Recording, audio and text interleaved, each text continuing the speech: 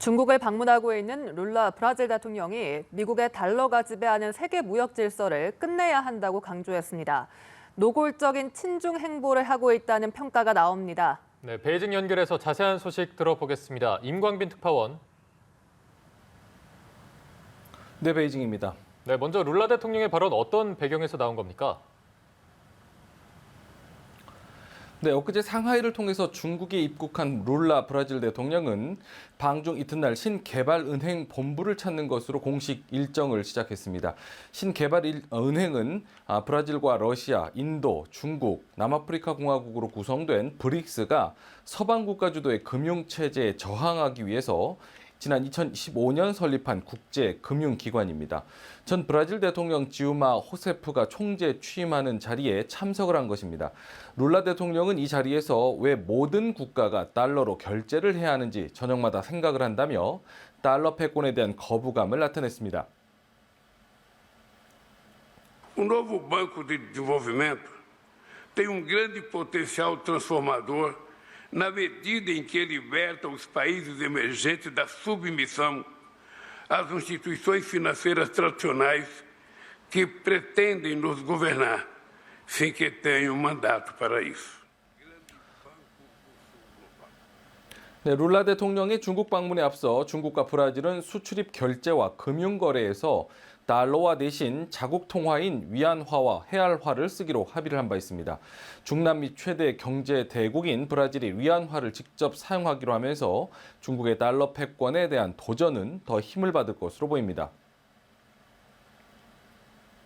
A criação deste banco mostra que a união de países emergentes é capaz de gerar mudanças sociais e econômicas relevantes para o mundo.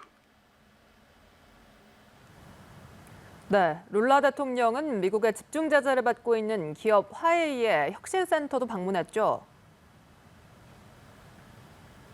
네, 룰라 대통령은 중국 최대 통신 장비 업체 화웨이의 혁신센터를 찾아서 가상현실 VR 기기를 직접 체험하는 등 첨단 기술 개발에 각별한 관심을 보였습니다. 량화 화웨이 이사회 의장으로부터는 5G 기술과 원격 의료 투자 현황 등에 대한 설명도 들었습니다. 룰라 대통령의 방문은 당초 45분이었지만 예정된 시간을 크게 넘겨 70분가량 이어진 것으로 알려졌습니다.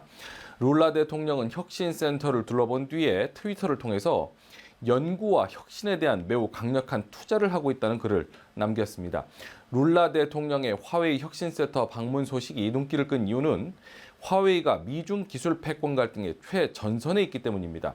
브라질은 지난 2021년 초 5G 이동통신망 구축 사업을 위한 입찰에 나설 당시 화웨이를 제외해야 한다는 미국의 요청에도 결국 화웨이의 국제 입찰 참여를 허용한 바 있습니다. 중국 매체 글로벌타임스는 룰라 대통령의 화웨이 혁신센터 방문 소식과 함께 이 같은 사실을 언급하면서 미국은 중국의 첨단 기술 분야가 브라질 등 세계 각국으로 뻗어가는 것을 막을 수 없다고 강조를 했습니다. 네, 이런 가운데 중국과 브라질 간의 정상회담에도 관심이 쏠립니다. 주목할 점 어떤 게 있을까요? 네, 룰라 대통령은 이번 방중에 250여 명의 사절단을 대동하고 왔습니다. 이번 방중을 계기로 양국 간에는 20개 이상의 거래가 체결될 것이란 외신들의 전망도 있었습니다. 브라질의 최대 무역 상대국인 중국과의 교역 확대가 필요한 룰라 대통령, 또 미국의 대중국 압박에 맞서서 우군 만들기에 사력을 다하는 시진핑 주석, 두 정상 모두 미국 일강의 국제 체제를 거부하며 다극화를 강조해온 바 있습니다.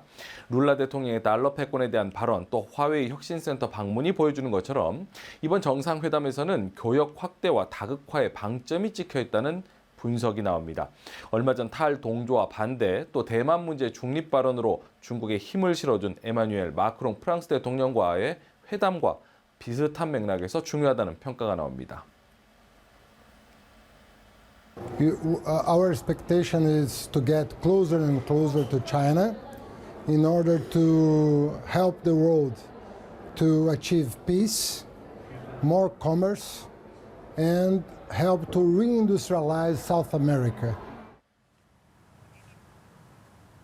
네, 이런 가운데 중국의 1분기 무역 실적 자료가 나왔는데요. 대미 무역은 줄고 대러 무역이 급증했다고요. 네, 올해 중국의 1분기 수출입 총액은 전년 동기 대비 4.8% 증가한 9조 8천억 900억 위안, 우리 돈 1,884조 원으로 나타났습니다. 수출은 작년 동기보다 8.4% 늘었고요. 수입은 0.2% 증가했습니다. 미국과의 무역액은 우리 돈 211조 6천억 원에 그치면서 6.2% 감소한 반면에 러시아와의 교역액은 우리 돈 70조 7천억 원으로 전년 동기보다 무려 50.1%나 급증을 했습니다. 미국의 대중국 첨단 기술 수출 규제 등의 영향으로 대미 교역이 부진했던 반면 미국에 맞서서 관계가 더욱 공고해진 러시아와의 교역은 활발해졌기 때문으로 풀이가 되고 있습니다. 특히 중국의 1분기 반도체 수입액은 작년 같은 기간보다 23% 준 것으로 나타났는데 세계 경제 둔화와 미국의 대중국 반도체 규제 강화 탓이란 분석이 나옵니다. 자, 마지막으로 황사 문제도 짚어보겠습니다. 중국의 황사 상황 지금은 어떻습니까? 네, 오늘 아침 베이징의 공기질 지수는 6단계 중 최악인 오염도 심각 상태까지 올랐지만 오후 들어서 차츰 나아지는 모습입니다. 지금은 대부분 3단계인 오염도 낮음을 보이는 곳이 많습니다. 다만 지난 월요일 내려진 황사특보는 여전히 발효 중입니다. 맑은 날과 비교를 하면요, 시야가 답답하다는 것을 확연히 느낄 수가 있습니다. 올해 들어서 중국 전역을 기준으로 8번의 황사가 나타났다고 중국 기상당국은 밝혔습니다. 평년과 비교하면 황사가 빨리 또 자주 찾아왔다고 설명을 했습니다. 최근 10년 이래 가장 많은 횟수라고도 덧붙였는데요. 특히 지난 9일부터는 중국 남서쪽 일부를 제외하고 전국 31개 성, 시 가운데 20곳에서 광범위하게 황사가 나타났습니다. 중국 중앙기상대는 이번 주말부터 내몽고를 비롯한 북서부 지방을 제외하고는 황사가 차츰 완화될 것이라고 밝혔는데요. 다만 오는 20일까지 북부 지방에 비 소식이 없는 만큼 갑작스런 황사가 자주 출몰할 것이라고 예보를 했습니다. 지금까지 베이징에서 전해드렸습니다.